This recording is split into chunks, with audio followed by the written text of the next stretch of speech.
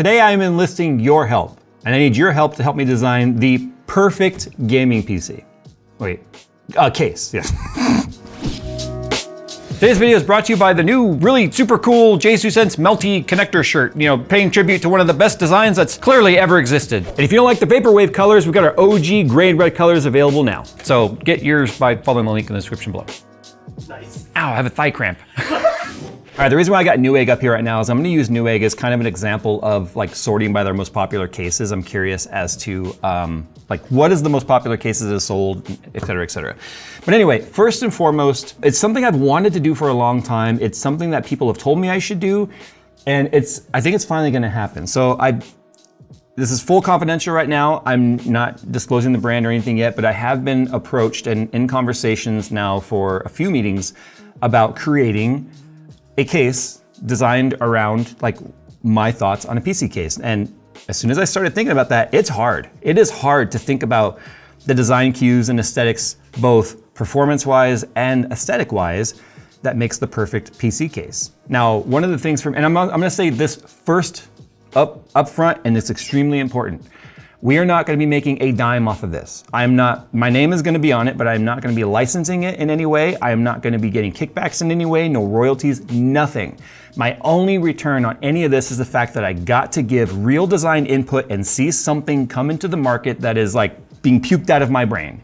Okay, so yeah, that's probably not the best visual image, but anyway, that is all I want out of this. So I will not be making a dime on this. So let's just get that out there right now. This has no monetary backing, period. Not a single solitary cent, okay? So with that out of the way, I'm not gonna mention the brand until we're more solidified on where we're going with this. So with all that out of the way, I have some things that I think make a great case. There's so many options out there now, and I really wanna avoid anything looking like, hey, it's just another 011 dynamic type of, so these are the most common things we hear about PC cases. Oh, it's either an 011 dynamic copy, or it looks like a fish tank, or it looks like a microwave.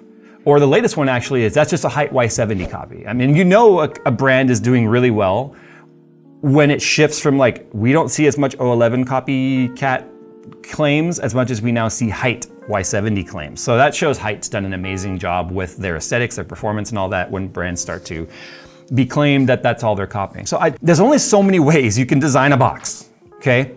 And what we need to figure out right here there's gotta be give and take with a design. It's a fortune to tool the machinery to make the case. So I can tell you right now, the construction's gonna be steel. It's gonna be stamped steel, press broke steel, and then obviously an external aesthetics put on it. Like that's just how cases are. You have the chassis and then you have the parts that connect to it, like either the glass or the panels or the mesh. And so first and foremost, water cooling friendly is what's most important to me. But I have found that cases that are water cooling friendly are also extremely air cooling friendly. And the reason for that is lots of ventilation and lots of places to mount fans. So any case that is designed with water cooling in mind, and we're talking about open loop cooling, not AIOs, but open loop cooling in mind, is going to make a great air cooling case because you can just load it up with fans and you got plenty of airflow. But I'll tell you one thing that I don't personally like in the current direction that case design has gone, and that is the fans along the motherboard wall. I still like direct airflow. So fans in the front that push straight, not to make a turn. Any turns that air has to make is lost performance in terms of airflow and increased noise because of turbulence that is created. Especially cases that have fans in the back wall and the front.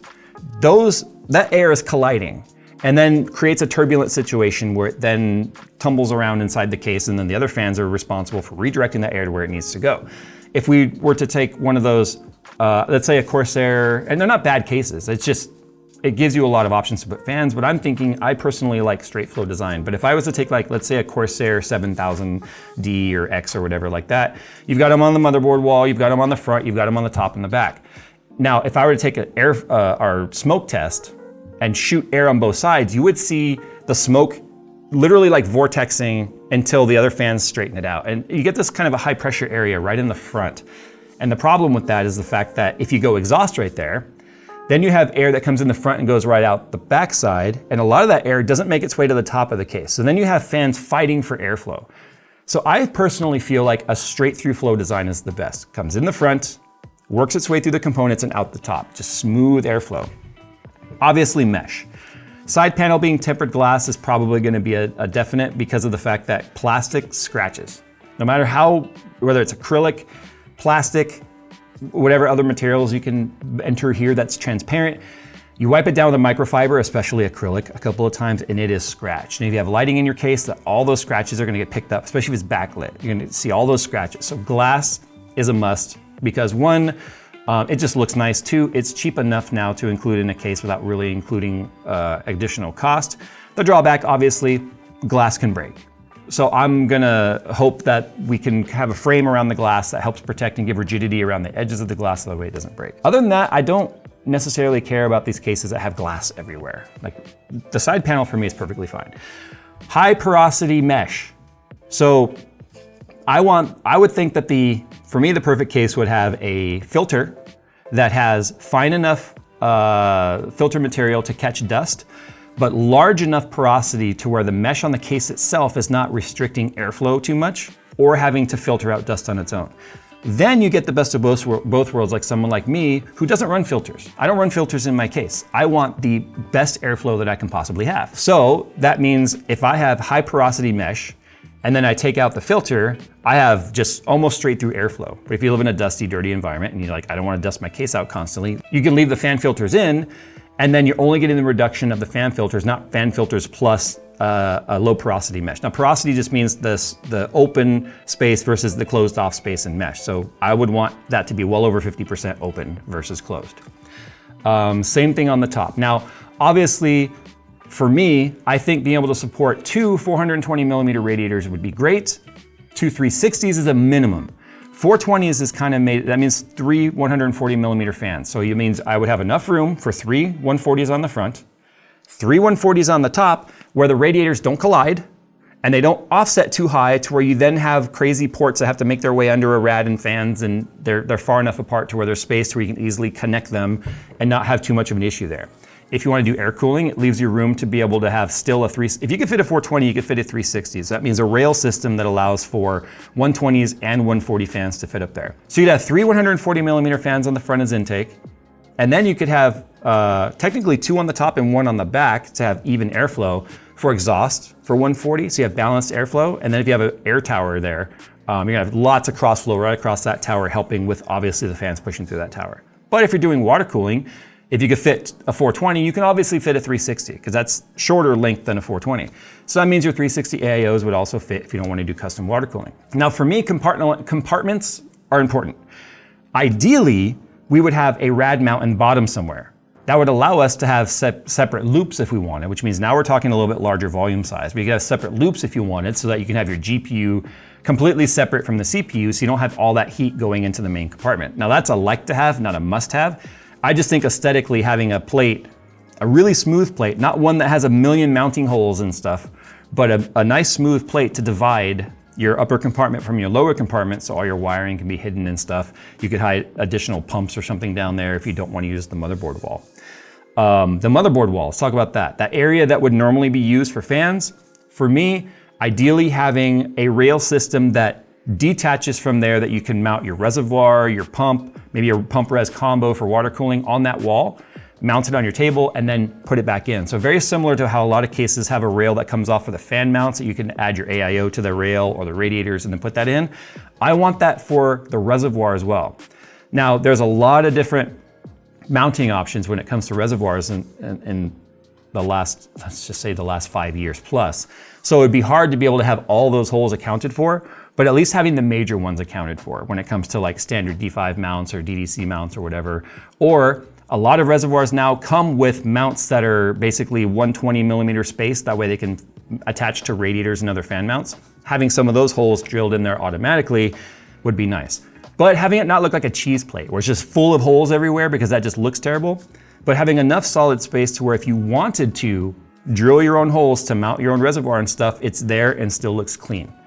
It would even be nice to just have it be perfectly flat. That way, if you want to do something fun, like mount a piece of colored acrylic or something to your reservoir and then mount the acrylic on there through holes that already exist, mod friendly is kind of important to me.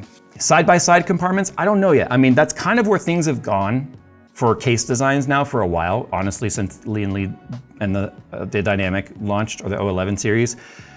The nice thing about side by side is the fact that you can have a shorter case overall, but now you have a much wider case. So there's a lot, this is where you guys really have to sound off, because I think that's the number one thing I'm conflicted on, is a side-by-side compartment or a top-bottom compartment. I personally would want a narrower case that's taller than one that's lower and wider. That's just me, because the width takes up more real estate on your desk. But if you have enough vertical space, that's better for real estate on the desk. So I'm leaning towards a top-bottom compartment type of chassis. But enough about that. Let's see what's popular now and see if there's maybe any features that I haven't really talked about yet. One other thing that's important to me is just having some simple options to be able to mount drains and fills. So Fantex has been really good about this. Fantex on all of their like mid-sized towers and up have a hole on the top that's like the perfect size to put a bulkhead fitting, that you could have a tube going right to the top of your reservoir that you can just plug off, and you can use that to fill your reservoir when it starts to either evaporate some of the fluid, because open loops always lose some. And then as air makes its way out of the system, you can top it off without even having to open up the whole chassis. And then two, having one on the bottom or on the back that you can easily plumb a drain to. So it's just ease of access to getting the idea of intakes, like fill ports and drain ports are really important. Okay, so let's go ahead and see, if we go to Newegg and sort by most popular cases, what is like number one on Newegg, and then let's go down from there. Best ratings not working. Let's go for best selling, because there's only 8, 6, 48, 6, 6. There's not enough feedback on there. Okay, so best selling, 4000D. That's got 1,245 reviews. I'm not surprised. The 4000D is a really good mid-tower case. It's only 90 bucks currently on sale. The Fantex XT Pro Ultra mid-tower. I mean, you can see where some of these off-brand cases get their designs from, right? 80 bucks for that. Okay, the NZXT H9 Flow. 5 eggs with 145 reviews on that. Dual chamber mid-tower. So you can see again, I mean, I built in the H9. It's a solid case, but it's definitely derivative of like an 011. That just looks like Turbulent City to me. You got 3 fans coming in on the side, 3 fans coming in on the top, so they're converging in this weird kind of a, man. See, this is what's hard. You try and think like outside the box, what makes something different. 011 Dynamic Evo. One thing I like about the 011 Evo though is the fact that it's modular, so you can change things out. But look, this only has fans on the bottom and on the side. That makes sense there'd be no front fans, only because there's no lower compartment. So it makes sense to just have air naturally rise, right? Now, convection obviously is extremely weak. It's extremely weak. The natural rise of heat is much weaker than any fan force. We can put those 15mm slim fans that kind of suck and barely blow on here, and it would overcome convection. But anyway, this is just that tried and true design, you know? But again, it's a bit wider than a standard cube or rectangle, and I feel like I'm gonna lean towards a rectangle. One thing I think also is gonna be important for me is it has to have EATX support. I find a lot of people that do custom water cooling also tend to lean towards EATX boards, because it's that overkill mindset, to be honest. With custom water cooling, open loop, it's not cheap. If you're putting that much money into a system, then I feel like a lot of people have shopped EATX boards, and just having support for it's important. I don't like when cases just flat out don't support it at all. I at least want the option to be there. The Fantex NV5, that's an interesting case too. I like how we have the lower compartment here, but I also like how it doesn't necessarily, you don't lose the volume of having enough room in the front. So you do, again, only have intake on the motherboard wall. So like if this were my design, I would have lost this entirely. I would have made that a plate that can come out and be able to mount stuff to, like a reservoir, and I would move these fans to the front. Because then as air's coming in, this almost acts like a little ramp to kind of push air up to the GPU if you're going air cooling. But you would also get this full height available to you to potentially even fit like a 480 in the front. Let's see, 1, 2, 3, maybe not, but you can fit a 420 in there, it looks like for sure. I can't tell if those are 140s or 120s. Oh look, even an intake fan right there, which is interesting, but I wouldn't utilize that because again, that's just pushing right against that air. But I think if we move these fans to the front, don't put a fan down there, and let that be a little bit maybe more tapered to like a nice smooth ramp right up to your GPU if it's air cooled, which is what this one is. So you'd be feeding cold air right to the GPU where it matters most. But I think we could fit a 420 rad. But here's the thing, like for instance, let's say this was a custom water cooling loop here. you see how the radiator back here would be interfering with this rad up here, or these fans at least. This is where the game of inches and sometimes even millimeters really matter. And to build something, manufacture it, tool it, and then realize later, like, dang, if we only had an extra inch, how many times have we heard that, guys? Okay, so yeah, I mean, it's pretty obvious. You have your two basic designs. You've got like your Corsair 4000, 5000, and then you've got your Lee & Lee 011 and such. So aesthetically, like if you look at my SM-A8, that is a boring case. It's huge. It's far larger than it would be, than anything I would want to create. But that's because it fits everything in there. And I only go dual loops in that system because it's the only way I can make it look full. So obviously I want it to be a full tower. I think a full tower is important, but you can make full towers that are not ginormous. Just like mid towers these days, I think barely qualify as mid towers. Like mid towers, if you went back 10 years ago, would be full towers of that era. So triple 140 on top and front that can support 420 rads without interfering, fill ports, drain port support on there, a compartment that separates the upper compartment from the PSU area. It's just nice to have a place to hide wires and stuff. Not to mention, PSUs have gotten shorter over time, but long PSUs, like back in the day, if you're reusing one that you bought that was like 1200 watts, you're like, I'm not gonna spend $300 on a new PSU. Shorter shrouds like on that NV9 would be a problem because it probably won't fit with enough room to put all your wires down there. And I don't wanna have to stuff them all between the back like component. I also think it would be nice to have a hinged side panel, but hinged side panels sometimes are very expensive to manufacture. It's just nice to be able to know like it's gonna line up when you close it, right? But yeah, this is a hard design. Obviously it needs to be able to be long enough to deal with modern graphics cards, like up to, I don't wanna leave any components out, so up to 400 or 4090 GPUs, which are super long. Enough width so that with the extra height on GPUs, plus the 12-volt power connectors not being crushed between the side panel. We all know how many people with 4080s and up were not able to even close their side panels anymore because of the height of the GPUs plus the 12-volt power connector. But obviously needs to be able to have offset rails to be able to deal with the extra heights of VRMs on motherboards now, especially when we're dealing with very high power parts. Like the AM5 socket sets have very tall VRMs, and so do Z690, Z790, and even older motherboards.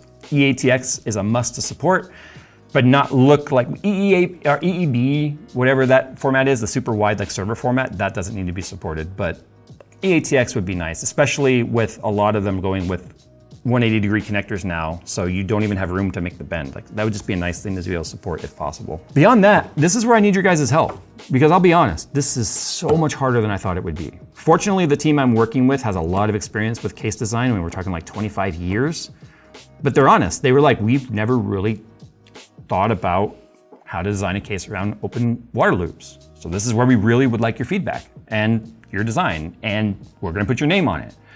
So anyway, like I said, it's important to note, no kickback, no money, not a penny will be earned for this, for the company. I just love the idea of being able to give true design input and see something come of it. And we're not gonna settle, we're gonna make it right. And if it takes time to do that, then that's how long it takes. So with that said, please help us design this like the best gaming PC case we could possibly design. Of course, there's no perfect case.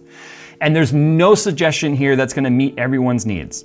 But I would love to have some feedback from you guys down in the comments to see what are the most important things. So do me a favor, pick maybe the top 3 to 5 of your must-haves on a PC other than price. Because obviously we would all love to have like the best PC case with every feature and it costs $20. That's not gonna happen. Okay, I understand that. But maybe put in there a range, like, or you say, I won't spend any more than X amount of dollars on a case, because that's a real factor in all of this. So it's a Venn diagram. We gotta find the spot where everything overlaps that maybe someone hasn't already come up with.